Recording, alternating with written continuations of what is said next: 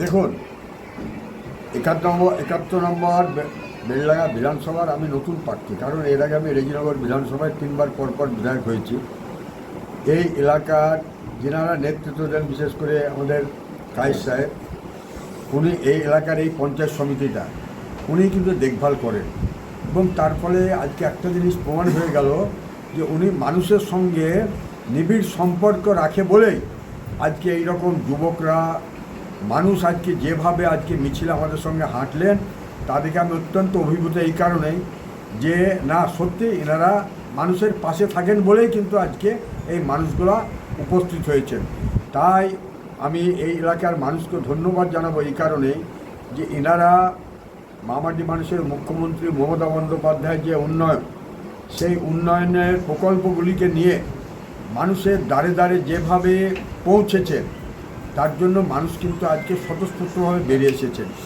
যেমন আপনার লক্ষ্মীর ভাণ্ডার থেকে শুরু করে স্বাস্থ্যসাথীর কার্ড, বিনামূল্যে রেশন, যুবসাথী, এইরকম নানা প্রকল্পের মাধ্যমে মানুষের ঘরে ঘরে এই পঞ্চায়েত সমিতির যারা মেম্বার বলুন, পঞ্চায়েত সমিতির সদস্য বলুন, তিনারা কিন্তু বুথে বুথে গিয়ে মানুষের ঘরে ঘরে গিয়ে কিন্তু এই কাজ করার জন্যই আজ মানুষ কিন্তু স্বতঃস্ফূর্তভাবে তৃণমূল কংগ্রেস এর আমাদের সুপ্রিমো মমতা বন্দ্যোপাধ্যায়ের আশীর্বাদ জন্য আমাকে প্রার্থী করেছে, অভিষেক ব্যানার্জির আশীর্বাদ জন্য আমাকে প্রার্থী করেছেন।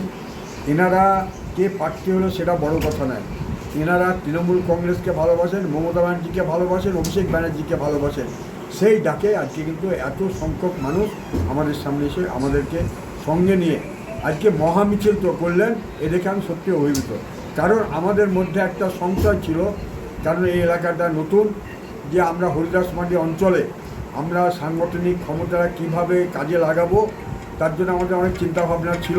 কিন্তু আজকে যেভাবে আমরা একটা পঞ্চায়েত সমিতিতে এখানকার মেম্বার এবং যিনি এই এলাকার নেতৃত্ব দিচ্ছেন কায়েস সাহেব, যেভাবে আজকে মিছিলটা অর্গানাইজ করে আজকে আমাদেরকে ঘুরালেন, তাদেরকে আমি এলাকার মানুষকে, আমাদের মেম্বারদেরকে, দলের কর্মীদেরকে এবং সর্বশেষ আমাদের কায়েস সাহেবকে ধন্যবাদ জানাই। কীরকম সাড়া পাচ্ছেন মিছিলে তো আপনারা দেখলেন যে যদি সাড়া না পাও তাহলে এত মানুষ কেন বেরোবে?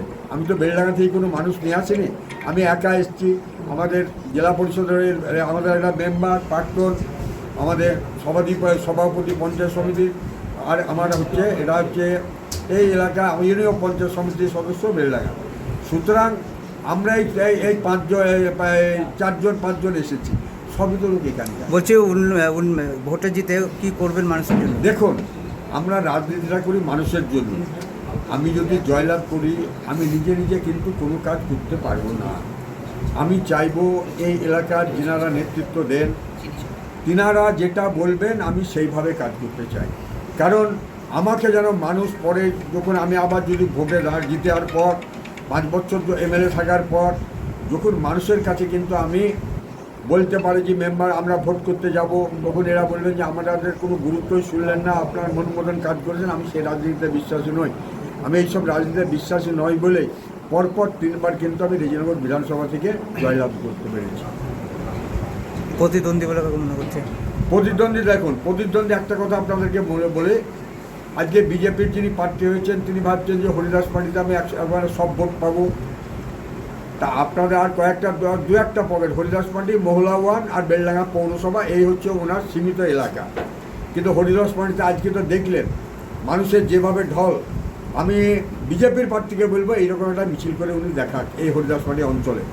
আপনাকে বলে শুনুন, বিরোধী পক্ষ বিজেপি, কংগ্রেস, আরএসপি, আরও যারা সবাই প্রার্থী হয়েছেন, তিনারা যা ভোট পাবেন আমরা তৃণমূল কংগ্রেস তার চেয়ে অনেক বেশি ভোট পাবো, এইটুকু আপনাদেরকে বলেছি। নিশ্চিত আপনি? হ্যাঁ, নিশ্চয়ই জয়লাভ করবো।